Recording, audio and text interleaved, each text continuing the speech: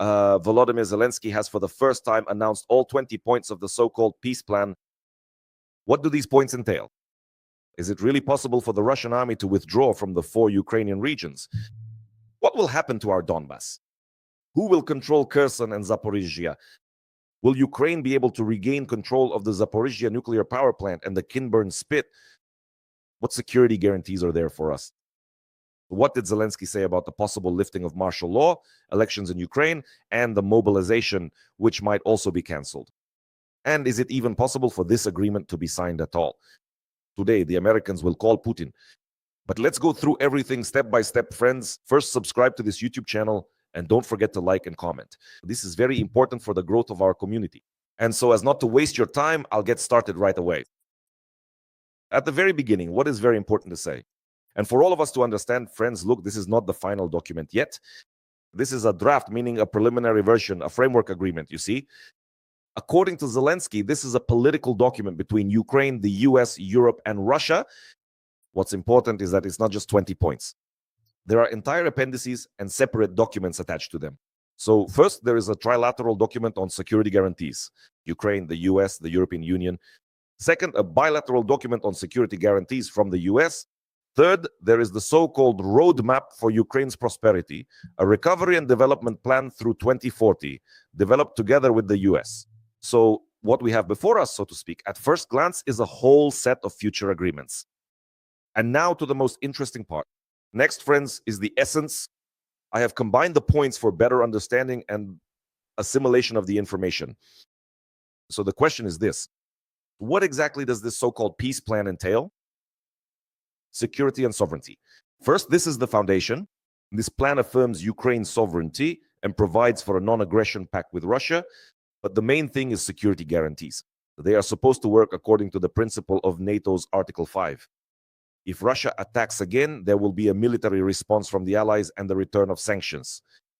The size of the armed forces of Ukraine is proposed to be maintained at 800,000 in peacetime. Ukraine retains its non-nuclear status, while Russia must enshrine a policy of non-aggression in its own laws. In other words, to legally commit not to attack.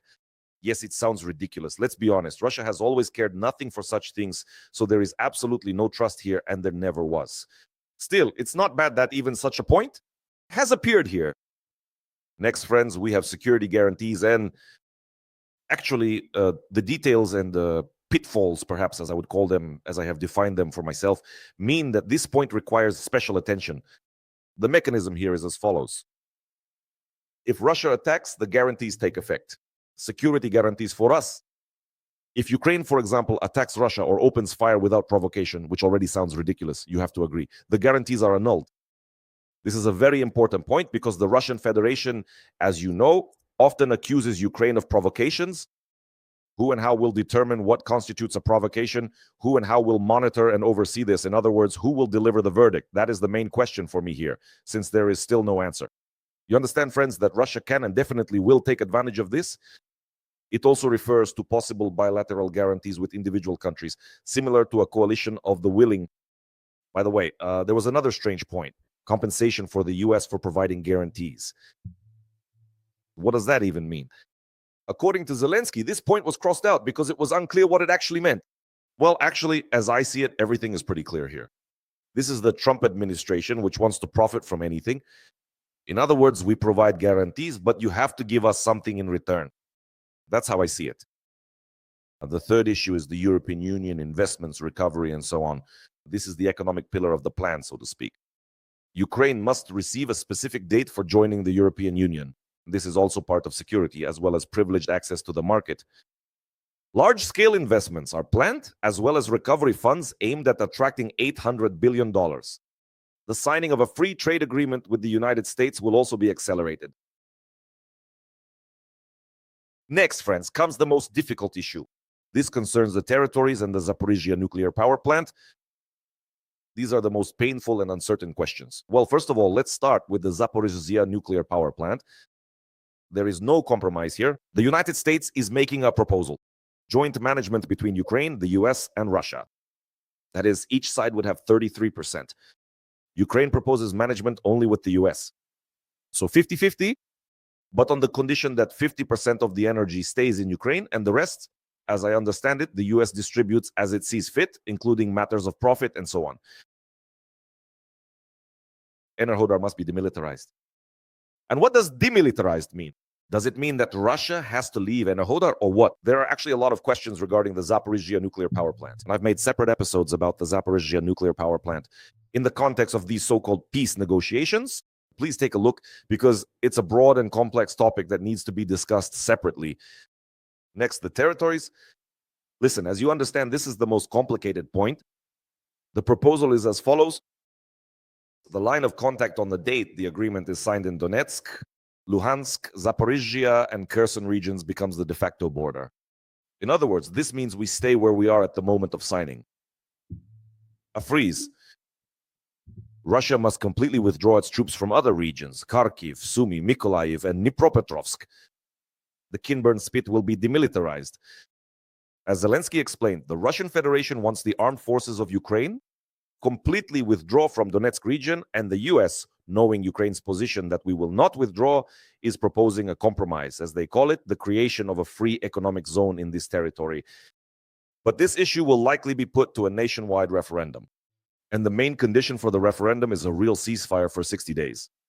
Next, friends, we have humanitarian issues and other matters. That is, prisoner exchanges, everyone for everyone, and returns. The return of our Ukrainian children stolen by Russia, the implementation of educational programs on tolerance, and EU rules regarding the protection of minority languages. Now, by the way, the question arises, does this point mean the return of the Russian language and the Russian church to Ukraine, even if only in a limited format? This is not entirely clear here. Next, Ukraine must hold elections as soon as possible after signing. The agreement will be legally binding, and its implementation must be guaranteed. The so-called Peace Council, under the chairmanship of whom? Donald Trump, of course, friends. And after all parties agree, an immediate ceasefire. The agreement will come into force after ratification by Parliament or approval in a referendum. Now let's discuss in more detail the elections and this referendum separately. What possible scenarios could there be based on what the president told journalists? The simultaneous holding of presidential elections and a referendum on this so-called peace agreement. But for this, as you understand, a secure rear is needed. How the heck can you hold elections? How can you hold referendums or anything else in conditions where missiles and Shaheds are flying overhead and the Russian army continues its intentions to occupy our land? Well, obviously. Next, friends, we have mobilization and martial law. Mobilization. According to Zelensky, it can be transformed, partially canceled, or carried out partially. The main thing is not to lose the army, he says. What about martial law? It may remain in effect for several more months after being signed. That is, martial law may still continue in Ukraine for several months after this agreement is signed. Parliamentary and local elections will take place only after it is lifted. And now, friends, the main question, will Russia even agree to this at all? Well, for now, no. Putin's press secretary, Dmitry Peskov, this is the latest statement from the Russian side. So, Press Secretary Peskov stated that no breakthrough was achieved at the recent negotiations in Miami.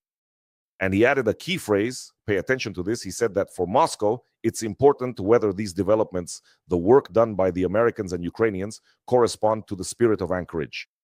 What does this mean? The spirit of Anchorage refers to the talks between Trump and Putin in Alaska in August of this year. According to information from the media, and Lavrov even let it slip himself. He said that Trump essentially promised to put pressure on Ukraine so that the armed forces would completely withdraw from Donbass. By the way, Lavrov actually said this recently. The Americans promised us Donetsk.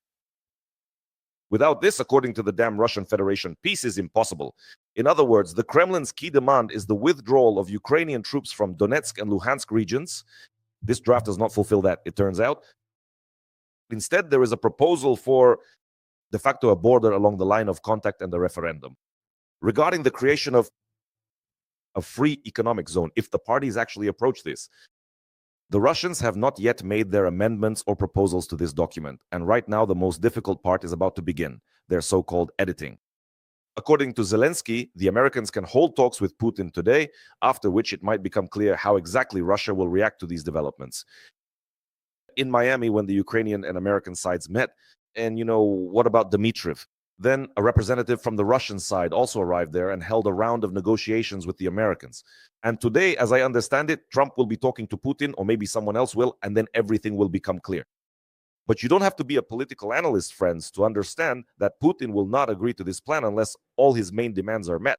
And first and foremost, that means the withdrawal of the armed forces of Ukraine from Donetsk region. And we will not agree to that. As Zelensky said, I emphasize, there will be no unilateral withdrawal of forces from Donbass. It will not happen.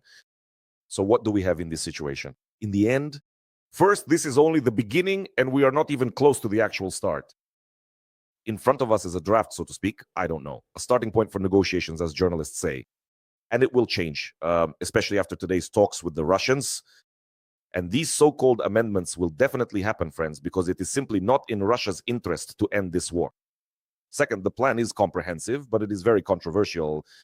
To put it mildly, it's controversial because it combines security, guarantees the economy, reconstruction, and extremely painful and unacceptable territorial issues for us. Third, it's about what the main stumbling blocks are, so to speak. Territories, because Ukraine will not agree to withdraw its troops from Donbass. And will Russia agree to this plan? If not, well, of course not, because we already know the answer. Next, the Zaporizhzhia Nuclear Power Plant. Can Ukraine allow a Russian presence at the plant under any arrangement? Ukraine will definitely try to avoid this, but the real question is, why should Russia agree to hand over control of the Zaporizhzhia Nuclear Power Plant to Ukraine and the US? After all, it currently controls it. Putin is unlikely to go for this, as you understand. Guarantees. Will they really be automatic, or will there be a way to circumvent them, and will they even be honored at all? Our allies. Russia's position remains tough because until their terrorist demands are met, there will be no breakthrough. And that means the war will continue. Ukraine now faces a choice to accept a painful compromise with vague, unclear guarantees for the future, or to continue fighting. And perhaps in the end, the final word will indeed have to be given to the people of Ukraine through a referendum. But even for holding such a referendum, I honestly don't see the possibility at this point.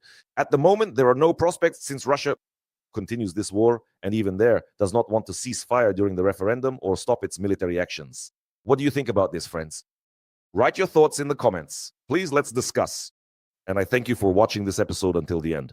Take care of yourselves and see you next time.